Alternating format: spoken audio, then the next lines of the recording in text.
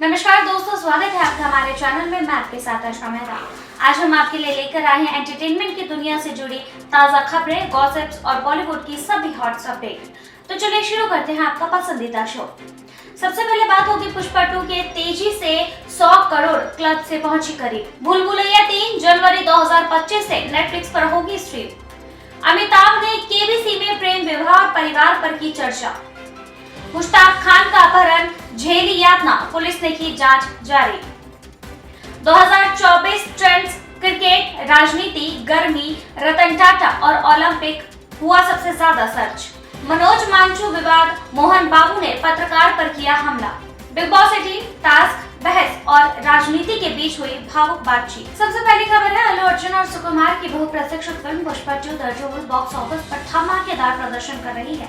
5 दिसंबर को रिलीज हुई इस फिल्म ने वैश्विक स्तर पर 1000 करोड़ रुपए की कमाई का आंकड़ा पार करने की ओर तेजी से कदम बढ़ाए हैं।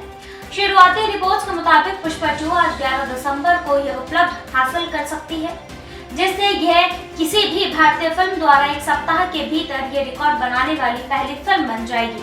ट्रेंड रिपोर्ट्स के अनुसार हिंदी संस्करण ने तेलुगु मूल से बेहतर प्रदर्शन किया है। 10 दिसंबर को फिल्म ने 52.50 करोड़ रुपए कमाए, जिसमें हिंदी संस्करण का योगदान 38 करोड़ रुपए था।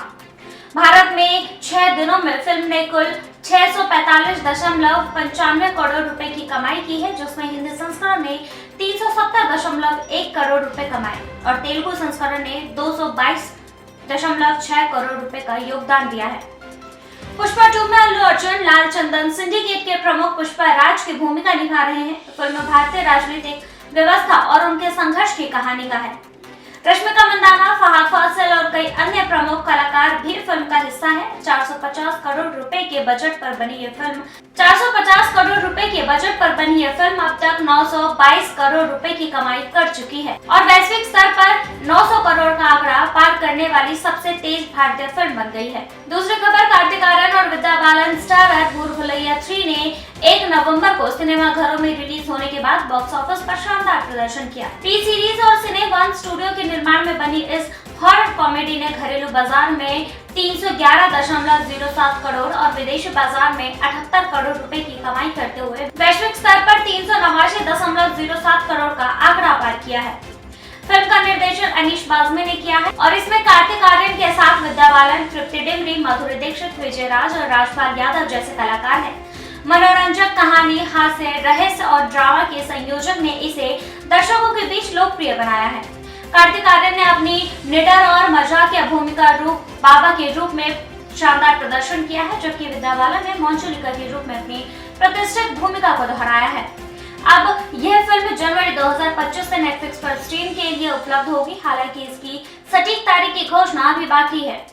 शुरुआत में इसका प्रीमियर दिसंबर में निर्धारित था, लेकिन इसे जनवरी तक टाल दिया गया, जिसके प्रशंसकों की उत्साह और बढ़ा दी गई है।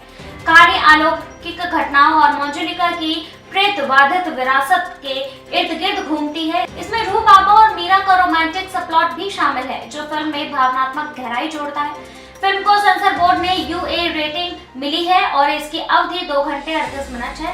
ट्रेंड एनालिस्ट तरन आदर्श ने इसे मनोरंजन का बड़ा धमाका बताते हुए 4 स्टार रेटिंग दी है। अगली खबर है, कौन बनेगा करोड़पति 16 के एक हालिया एपिसोड में अमिताभ बच्चन ने प्रतिभागी आशुतोष सिंह के साथ उनके प्रेम विवाह से जुड़ी कहानी पर चर्चा की।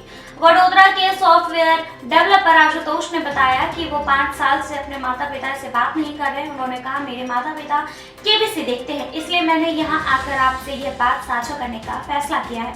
अमिताभ ने उनके प्रयास की सराहना करते हुए उम्मीद जताई है कि ये बातचीत उनके परिवार के रिश्तों को सुधारने में मदद करेगी। ये संदर्भ में अमिताभ बच्चन ने अपने परिवार के प्रेम विवाहों का जिक्र किया। उन्होंने बताया कि उनका परिवार विभिन्न क्षेत्रों से जुड़ा है, उत्तर प्रदेश से बंगाल, सिंधी, पंजाबी और मैंगलोर तक। उन्होंने कहा, मेरे पिता कहते थे कि हमने देश के हर हिस्से से बहुलाकर एकता का संदेश दिया है। ऋतिक रोशन के कट्टर प्रशंसक आशुतोष ने उनकी पहली फिल्म कहो ना प्यार है से जुड़ी यादें साझा की। उन्होंने बताया कि बचपन में उनके शिक्षक उनको होमवर्क के इनाम के तौर पर ऋतिक की तस्वीरें दिया करते थे। अमिताभ ने ऋतिक के साथ काम करने के अपने अनुभव को साझा किया और उनकी विनम्रता और डांस स्किल्स की तारीफ भी। अगली खबर है वेलकम और स्त्री 2 जैसे फिल्मों में अभिनय कर चुके मुश्ताक खान को हाल ही में एक कार्यक्रम के आमंत्रण के बहाने अगवा कर लिया गया। घटना दिल्ली मेरठ हाईवे पर हुई, जहां अपहरणकर्ताओं ने उन्हें 12 घंटे तक बंधक बनाकर प्रताड़ित किया। उनके बिजनेस पार्टनर शुभम ने बताया कि मुश्ताक को फ्लाइट टिकट और अग्रिम भुगतान देकर बुलाया गया था। दिल्ली एयरपोर्ट से उन्हें एक कार में बैठकर बिजनौर के पास ले जाया गया। अपहरणकर्ताओं ने उनसे 1 करोड़ रुपए की फिरौती मांगे और उनके बेटे के खाते से 2 लाख रुपए से अधिक निकाल लिए। मुश्ताक ने मस्जिद की आवाज़ सुनकर वहां से भागने का रास्ता ढूंढा और स्थानीय लोगों और पुलिस की मदद से अपनी जान बचाई। घटना से अभिनेता और उनका परिवार गहरे सदमे में है। शुभम ने बताया कि उन्होंने सबूतों के साथ पुलिस में एफआईआर दर्ज कराई और पुलिस अपराधियों को पकड़ने की कोशिश कर रही है। यह मामला सुनील पाल के हालिया अपहरण घटना से मिलता जुलता है, जहां उनमें 20 लाख की फिरौती मांगी गई थी। शिवम ने इस तरह की घटनाओं को लेकर चिंता जताई और जागरूकता और सुरक्षा की जरूरत पर जोर दिया है। फिलहाल मुश्ताक खान सुरक्षित है और जल्द ही मीडिया को संबोधित करेंगे। अगली खबर है गूगल द्वारा जारी 2024 सर्च डाटा ने भारत की प्राथमिकता को उजागर किया है। इंडियन प्रीमियर लीग यानी आईपीएल शीर्ष पर रहा, जिसे 12 से 18 मई के दौरान सबसे अधिक सर्च किया गया।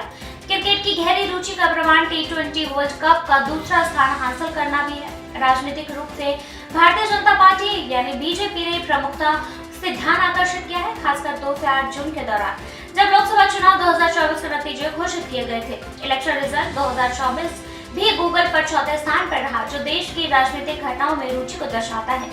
खेल के क्षेत्रों में क्रिकेट के अलावा अन्य खेल भी ध्यान खींचा है, जैसे Paris Olympic 2024, pro kabaddi league और इंडियन सुपर लीग ने भारतीयों की सर्च लिस्ट में जगह बनाई है, जो अन्य खेलों की बढ़ती लोकप्रियता को दर्शाता है।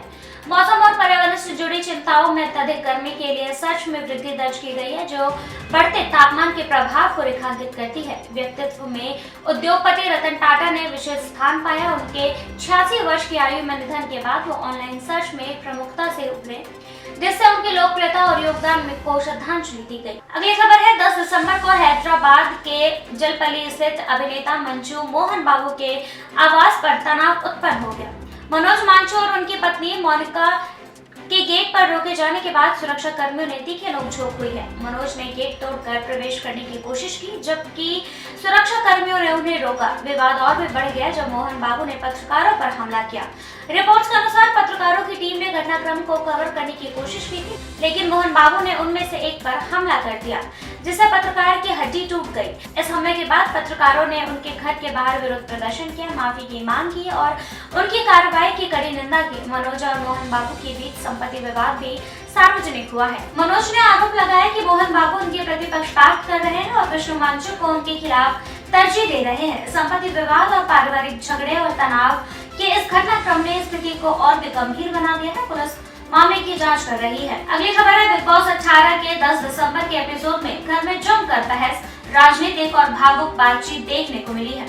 एपिसोड का मुख्य आकर्षण टाइम गॉड टास्क था, जिसमें घर वालों ने 2 ग्रुप में बंटकर इस खिताब के लिए मुकाबला किया। इस दौरान कई बार माहौल गर्म हो गया। शुरुआत में रजत दलाल और अविनाश मिश्रा ने एक दूसरे का साथ देने का वादा किया था, लेकिन जल्द ही उनकी तीखी बहस हो गई। ईशा सिंह ने सुझाव दिया कि अविनाश को टाइम गॉड बनाया जाए और रजत ने सहमति जताई।